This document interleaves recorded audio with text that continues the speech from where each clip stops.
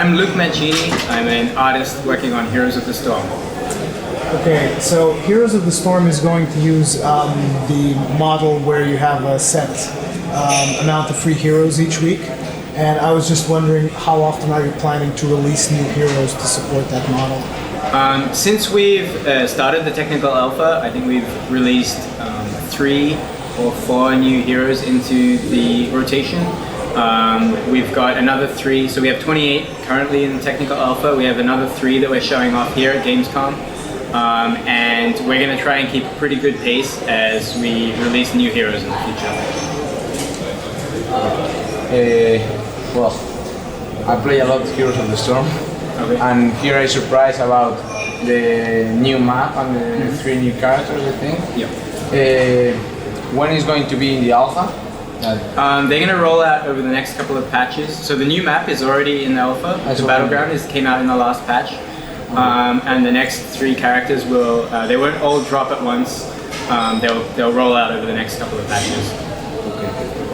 How much value does Blizzard intend to place on objectives for Heroes of the Storm? For instance, suppose you have one team that's just doing nothing but objectives, and you have another team that's just focusing on killing minions and pushing lanes.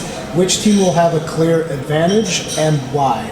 We're trying to keep the balance a bit open, so we don't want, in that case, I feel like neither team would have the total advantage, and I think you're going to really need to split up your play a little bit at least. We're trying to make the objectives important, but not the only way to play. So you can mix up your strategies a bit, and if you see one team is better at taking the objectives, then you can start pushing harder and then maybe gain an advantage in that way. I see that you are the 3 artists. So for the scenario, we can see that it's not like in World of Warcraft we have a lot of battlegrounds, and the other we have scenarios, but any one of these scenarios from the Blizzard game, I think. You are going to put some scenario from Blizzard games, like maybe from StarCraft, a space map or something like that? Yes. So currently we're working in the Nexus, which is its own neutral battleground. We have a King's Crest is the fantasy setting we're in at the moment, which is a great way for us to just bring in the different IPs and put them together, and so people don't have expectations of what's coming from the maps. But we're really looking forward to working with battlegrounds from each of our IPs, and we're definitely planning on doing that in the future. Okay. Will Heroes of the Storm support custom game modes similar to the StarCraft 2 arcade, where players can create their own maps and objectives? Yes, we are planning on releasing the editor to the public, and so there will be a custom games section. We don't have dates for any of that at the moment, but it's definitely something we're planning to do. Now, for the beta, when you are going to release the beta for more people start playing Heroes of the Storm, because now in the alpha I don't know how many people we are, but in the lobby I think that like 200 or something like that when I connected. We're currently in technical alpha, which is fairly closed. You can sign up at heroesofthestorm.com, but that's how we're adding people in at the moment. And we're working on our test hardware at the moment.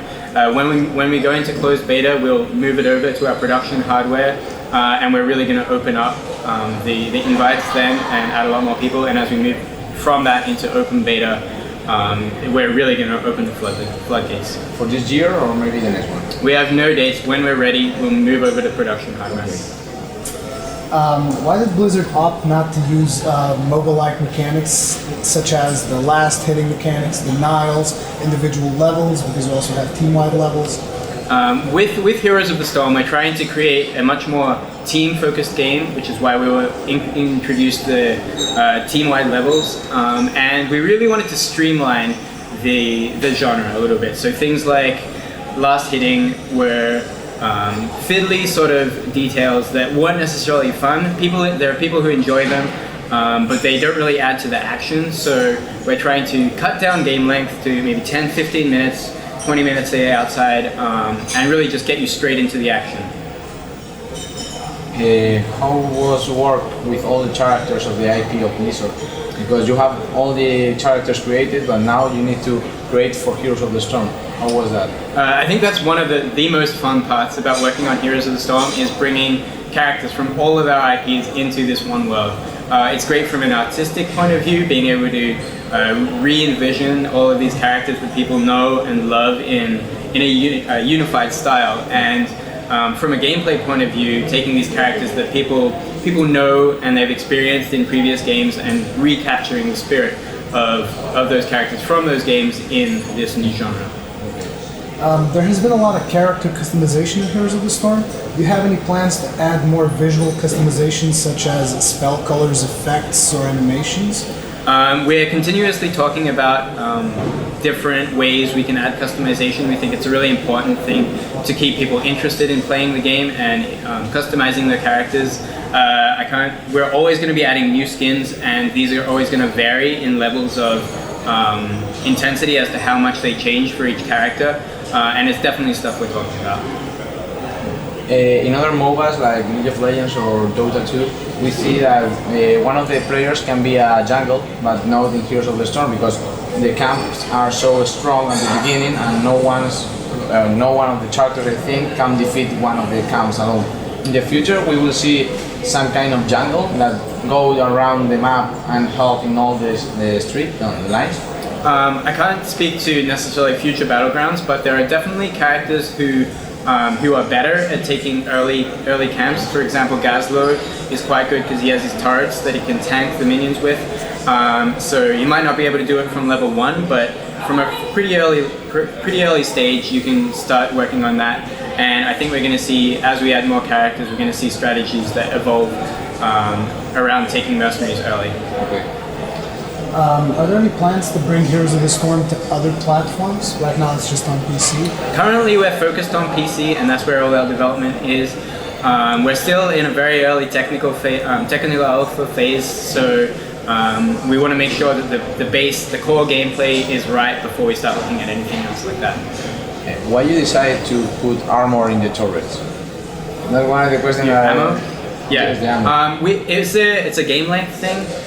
So the fact it adds a level of strategy. So if you can push your minions up to there, soak the ammo, then you can push a lot quicker. You can reduce the threat, and we can add talents that add to that. Your attacks will reduce ammo, and we really just feel like it speeds up the game and keeps the action going. Your pushing is a lot more of a threat if your towers are not always able to defend you. For example, I like to play support because I think that it's a real nice play. But in Heroes of the Storm, I can find a character that really do the support role. Like in World of Warcraft, for example, you have the healer, and the healer only cure and make seals for the team or something like that. But here, with the talent, you can make a character, or maybe DPS, or maybe support.